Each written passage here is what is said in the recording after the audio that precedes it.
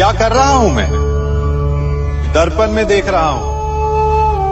आप लोग भी प्रतिदिन देखते होंगे, परंतु प्रतिदिन अपना मुख देखने के बाद भी उस पर लिखी एक बड़ी सीख देखना भूल जाते हैं। अब आप कहेंगे कैसी सीख? तो जाइए एक बार फिर से दर्पण के सामने जाइए और मुख खोलकर देखिए, क्या दिखेगा? दंत पंक्ति और जीभा, है ना? अब विचार कीजिए, दंत जन्म के पश्चात आते, एक नहीं 2 बार आते, परंतु मृत्यु से पूर्व नष्ट हो जाते हैं। और जीभा जन्म पहले से होती है, परंतु मनुष्य के मृत्यु के पश्चात भी उसके अस्तित्व में रहती है ना? आश्चर्य की बात।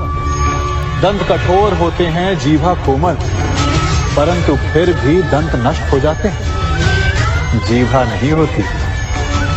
यही रहस्य है कि हठी और कठोर लोग शीघ्र नष्ट होते हैं और कोमल लचीले आवश्यकता के अनुसार स्वयं में परिवर्तन ला सकने में सक्षम लोगों का ही अस्तित्व रहता है। अर्थात परिस्थितियों के अनुसार स्वयं को लचीला बनाना सीखिए और आपका जीवन सरल हो जाएगा।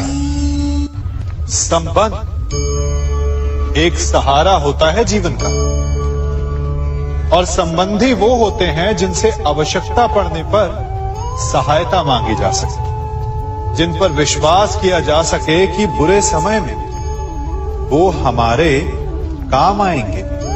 कभी ऐसा भी हुआ होगा कि आपके पास कोई सहायता मांगने आया, या ऐसा भी हो सकता है कि आप किसी के पास सहायता मांगने गए हो, परंतु प्रश्न ये उठता है कि क्या केवल किसी के मंतव्य में उसकी सहायता इसीलिए कर देनी चाहिए क्योंकि वो आपका संबंधी है?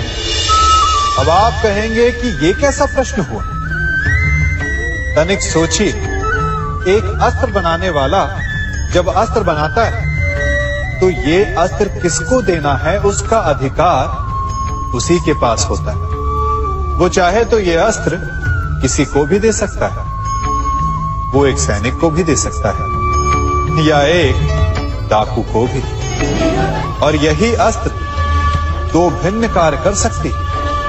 यदि डाकू के हाथों में आ गई तो उसका भय दिखाकर वो लोगों को लूटेगा, निरअपराधों का रक्त बहाएगा। सहायता करने वाले की भी अवस्था ऐसी ही होती है। इसलिए किसी की सहायता करने से पूर्व ये विचार कर लेना आवश्यक है कि किसे क्या, कब और कितनी सहायता देनी चाहिए कि उसका दुरुपयोग ना हो। यदि आपकी सहायता से कोई अधर्म हुआ तो उसके उत्तरदायी आप ही होंगे।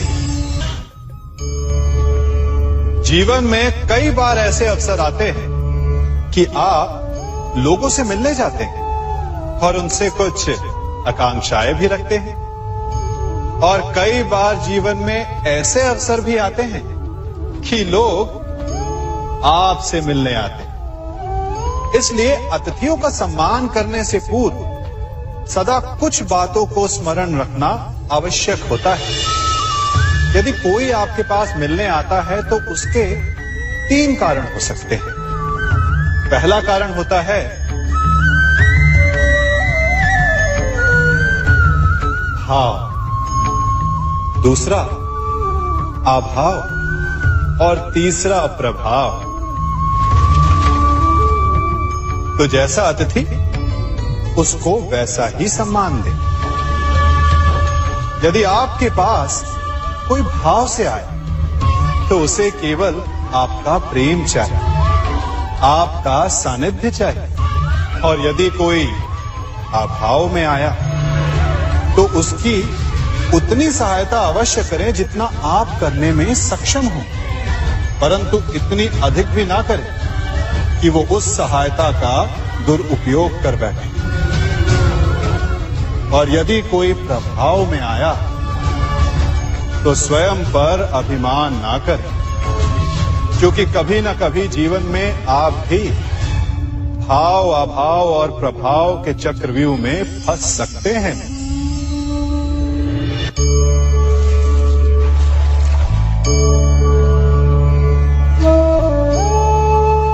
यदि जल को मुट्ठी में कसकर बांधें, तो जल कैसे अपना मार्ग बनाकर निकल जाता है? इसी धारा की भांति यही अवस्था हमारे अपनों के साथ भी होती है। अधिकतर हम जिनसे प्रेम करते हैं, हम सदा उन्हें अपने समीप रखना चाहते हैं, स्वयं से दूर नहीं होने देना चाहते। चिंता करते हैं, भय खाते हैं कि कहीं उनके साथ या उनसे कुछ बुरा घटित ना हो जाए, और ऐसे में हमारे अपने ही हमसे दूर हो जाते हैं, ठीक मुट्ठी में बंधे जल की भांति। इसलिए जिनसे आप प्रेम करते हैं, उन्हें स्वतंत्र कर दीजिए, उनकी सोच को स्वतंत्र बनने दीजिए, उन्हें वीडियो अच्छा लगा है तो इसे लाइक, कमेंट, शेयर जरूर करिए और हमारे चैनल को सब्सक्राइब करके बेल आइकन जरूर दबाइए ताकि आपसे हमारा कोई भी वीडियो मिस ना हो सके। मिलते हैं आपसे अगले वीडियो में एक नई ऊर्जा के साथ।